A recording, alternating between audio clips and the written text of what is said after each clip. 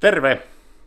Tässä oli pitkä tauko, että ei tullut videota ollenkaan ja se johtuu ihan täysin siitä, että tänne tuli kesä ihan yhtäkkiä, eli tuli lämpimät kelit ja sen myötä sitten kaikki niin sanotut kesän aloituksen hommat, pihanlaitot sun muut. Plus, että tässä on alkanut muutkin harrastukset, kun tämä pelkkää autotallin homma, niin niihinkin on mennyt aikaa.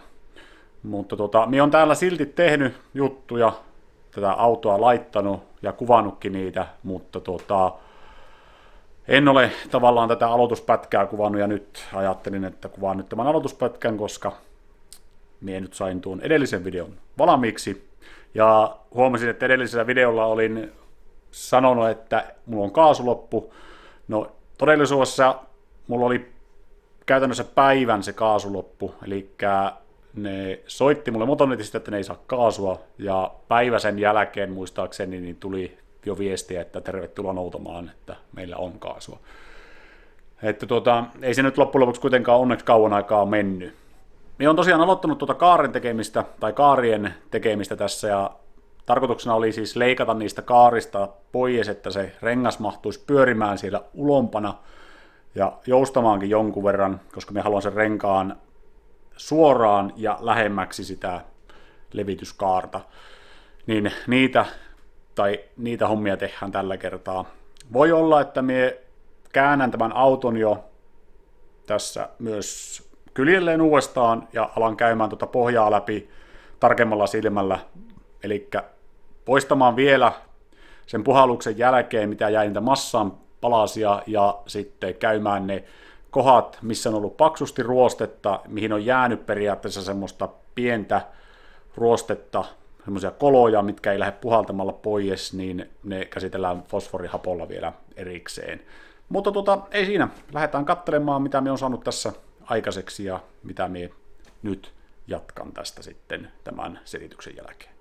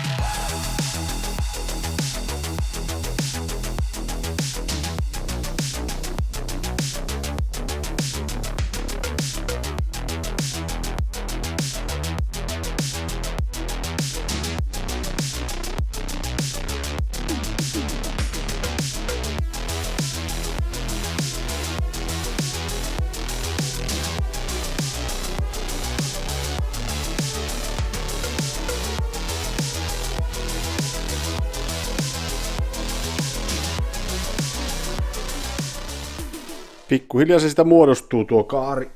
Tai no, eihän tätä nyt tarvitsisi tehdä tietenkään näinkään hyvin, mutta meitä jättää nyt, täällä on nyt pieniä reikiä nyt tuolla, ja täällä on tosiaan nuo katkaisujäljet.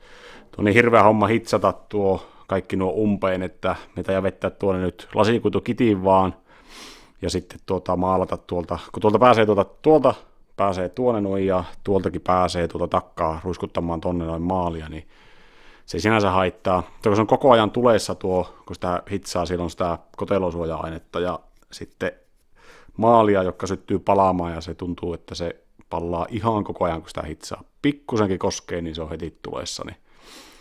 Tai jättää sen tuommoiseksi, koska tuolla nyt ei ole hirveästi ole merkitystä, vaikka se tuon näköinen onkin, kun tähän tulee päälle se tuo levike sitten. Joten on jotenkin helpompi varmasti vettää vaan lasikuitukitillä sitten nuo reijät umpeen, että siitä tulee niin sanotusti vesitiivis. Tässä on mennyt taas suunnilleen viikko, kun me on tässä viimeksi pyörinyt tai tehnyt näitä kaaria. Toki me tuossa pari päivää sitten pietin YouTubessa liveäkin siitä, että me tuon toisen puolen kaaren leikkasin ja tehin saman homman, minkä tehin tähänkin, eli hitsasin sen. Ja tämän puolen kaaren me on hitsannut ne reijät kuitenkin melkein umpeen, sinne jäi muutama vielä, mutta nyt me laitoin siihen lasikuitukitiin päälle vielä varmistukseksi, että sen olisi niin kuin tavallaan mahdollisimman vesitiivis. Me tähän melko varmasti laitan vielä tähän saumaan seam sealerin lisäksi, ja tokihan siihen tulee hiontapohjamaalit ja kaikki muutkin maalit päälle, että luultavasti siitä tulee vesitiivis senkin osalta.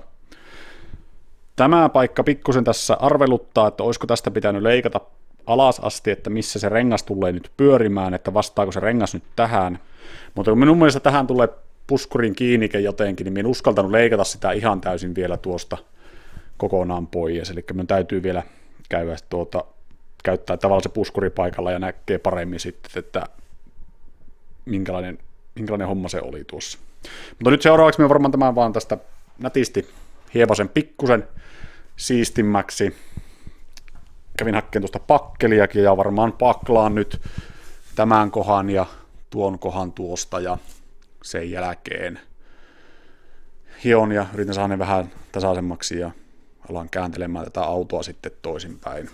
Minä ajattelin, että minä maalaan kuitenkin sen tavallaan sen RM40 tänne asti, eli tehen tähän sen rajan ja tähän päällehän tulee sitten se helma. Ja tästä eteenkin se sitten maalaan tavallaan normaalilla maalla eteenpäin.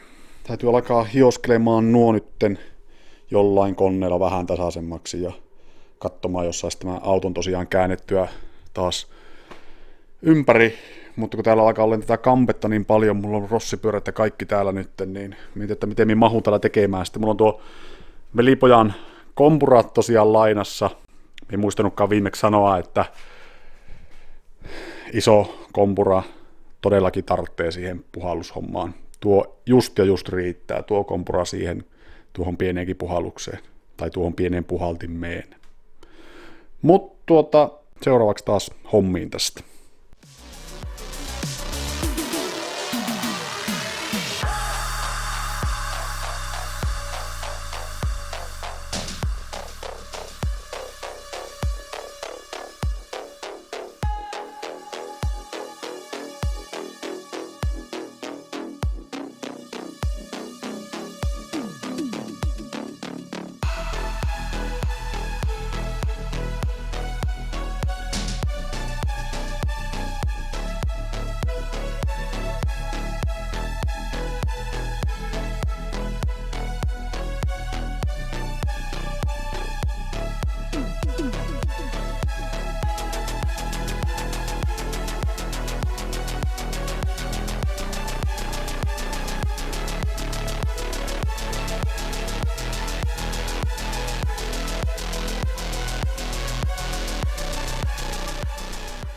Tässä on taas muutama päivä mennyt. Me on nyt saanut tuon auton käännettyä kyljelle ja vähän tätä talliakin siistimmäksi. Ja tänne on tullut taas uutta rompetta.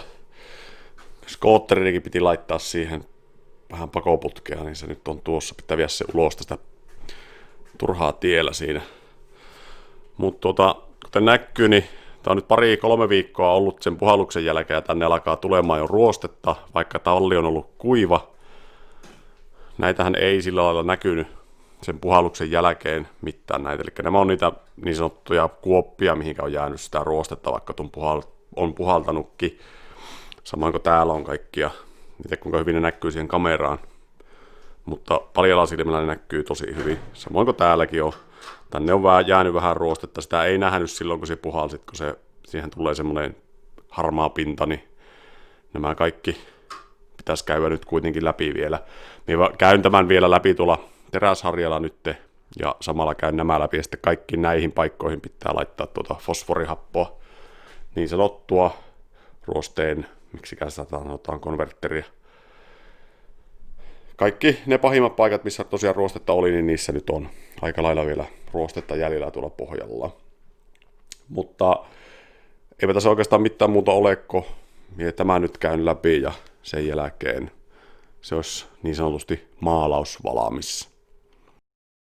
Pohja on nyt läpi käyty vielä kertaalleen tuolla rälläkän teräslaikalla, ja muistakaa pitää suojaa päällä, älkää tehkö niin kuin mie, mutta mie nyt vain otin sen hetkeksi aikaa irti, koska minun oli pakko päästä semmoiseen paikkaan, mihin ei mahtunut tuolla suojalla. Tosiaan minä laitoin vielä fosforit tähän näihin ruostekohtiin, ja tässä nyt oikeastaan näkee selvästi sen eron, mihinkä on sitä fosforihappoa laitettu ja missä on tavallaan normaalia puhasta peltiä nyt tällä hetkellä. Ja nyt kun mulla on tuossa pikkusen hiekkaa ollut päällä ja sitten melko varmasti on vielä käynyt semmonenkin juttu, että sitä on tullut tavallaan liikaa tuota fosforihappoa tuohon tai sitä ainetta, niin siihen jääpi semmonen pikkuinen hyhmäkerros nyt päälle. Niin täytyy nyt vielä katsoa, että lähteekö se pelkästään sillä, että kun me käyn tämän pohjan läpi rasvan poistolla, niin vai pitääkö minun vielä teräsharjalla sitten pikkusen pyyhkästä noita kohtia, mutta täällä on oikeastaan se kaikista pahin kohta, missä oli ruostetta eniten, ja tämä nyt näyttää ihan suht hyvältä. Tuolla on vielä nuo mustat kohdat, mitkä näkyy, tässä varmaan peilaa ehkä sen verran just siinä, niin nuo mustat kohdat tuolla, niin ne on ruostetta, samoin kuin täälläkin. Nyt kun tuota fosforihappoa laittaa, niin se menee ihan mustaksi se ruosteinen osuus. Nyt vihdoin ja viimein on pohja siinä kunnossa, että sitä pystyy alkaa maalaamaan, ja kuten ehkä alkukuvasta ja loppupätkästä näkee, niin meikäläisen parta on kasvanut jonkun verran, eli tässä nyt on taas mennyt sen aloituspätkän ja tämän nykyisen kuvauspätkän aikana varmaan toista viikkoa aikaa, joten sen takia näitä videoita nyt tulee niin hittaaseen tahtiin, koska mie en kerkeä laittaa tätä autoa.